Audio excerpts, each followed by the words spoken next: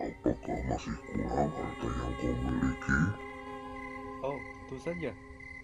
Baiklah, mana tumbalnya?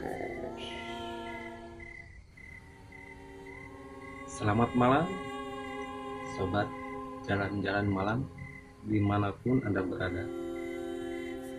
Kali ini saya akan membawakan satu kisah yang datang dari daerah Jawa Barat.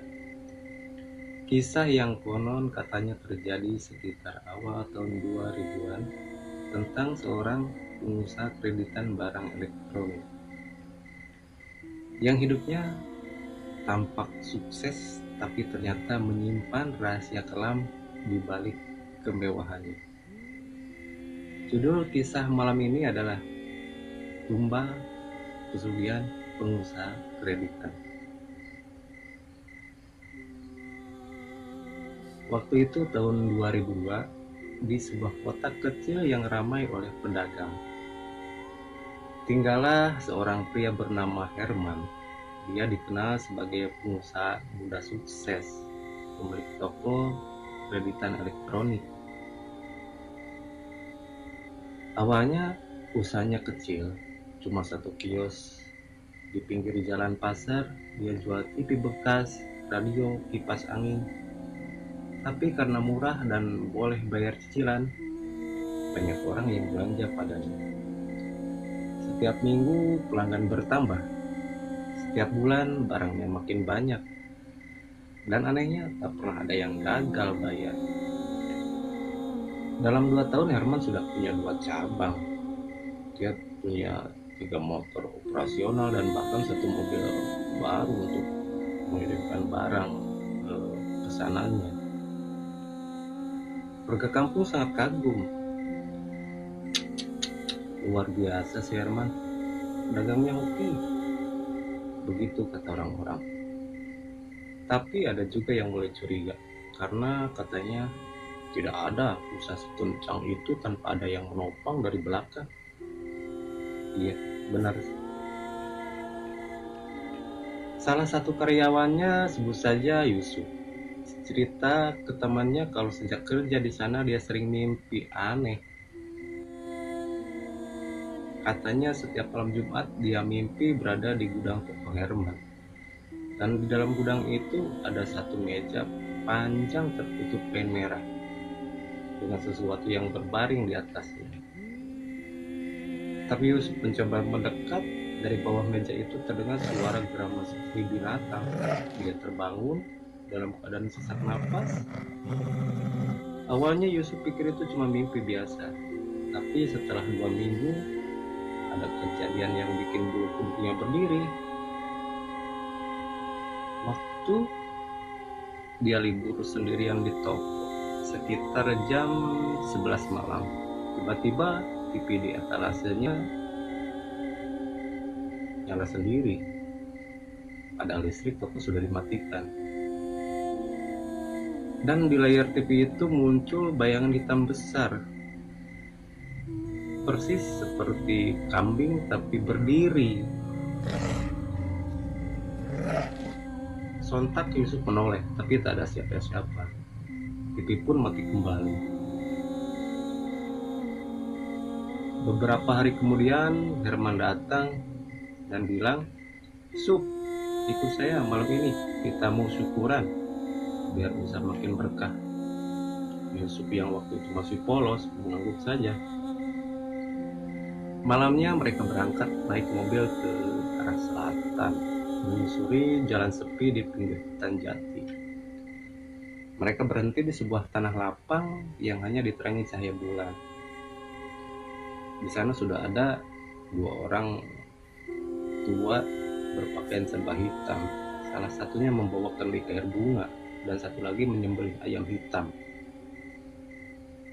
Herman berdiri di depan batu besar, mengangkat kedua tangannya dan berbisik dalam bahasa yang tidak dimengerti Yusuf.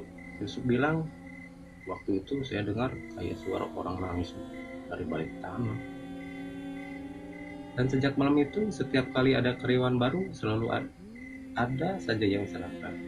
Ada yang jatuh dari motor, ada yang meninggal mendadak tanpa sebab, dan yang lebih aneh, Setiap kali ada yang meninggal, toko Herman tambah ramai pembeli.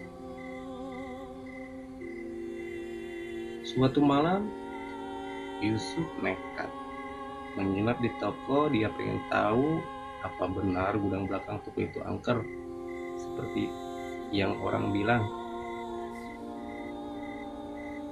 Jam 12 malam tepat, dia mendengar suara seperti orang mengetik cepat di dalam kantor. Padahal semua komputer sudah dimatikan. Yusuf jalan-jalan, dan saat membuka pintu kantor, komputer yang mati itu tiba-tiba menyala dan di layarnya muncul nama-nama karyawan toko dan tanda silang merah di sebelahnya. Dan paling bawah tertulis nama Yusuf. Yusuf langsung lari keluar toko malam itu juga. Sejak malam itu dia gak pernah balik lagi kerja. Apakah masih kurang harta yang kau miliki? Oh, tentu saja. Baiklah, mana tumbalnya? Beberapa bulan kemudian, bisnis Herman mulai aneh. Barang-barangnya tiba-tiba hilang dari gudang, pelanggan mulai komplain, dan Herman terlihat sakit-sakitan. Dia sering bicara sendiri, kadang teriak tengah malam dari dalam rukonya. Warga bilang mereka dengar suara orang minta tolong dari dalam, tapi waktu didobrak gak ada siapa-siapa di sananya.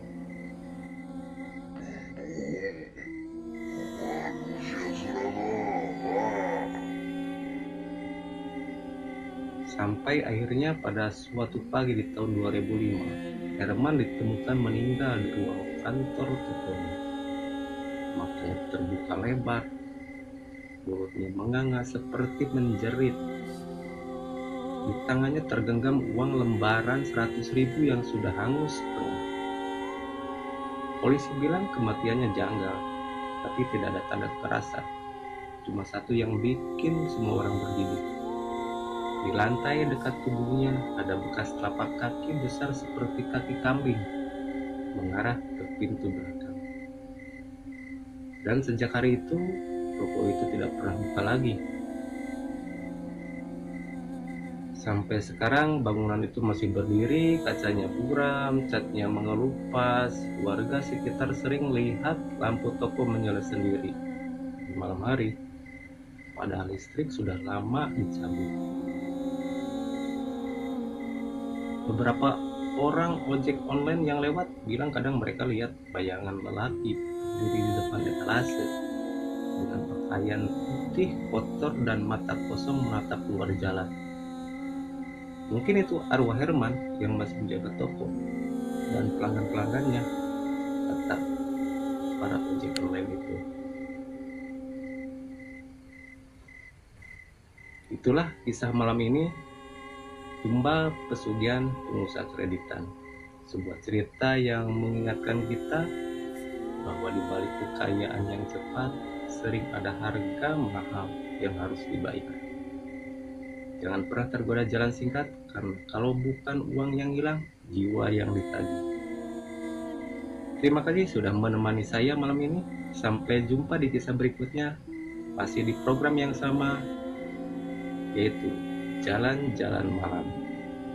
Dan apabila ada sobat jalan-jalan malam yang mempunyai kisah misteri atau horor yang ingin dikontenkan oleh saya, silakan sobat ketik pada kolom komentar atau ke nomor WA yang ada di deskripsi. Jalan-jalan malam, di mana setiap langkah selalu ada cerita di balik gelapnya malam.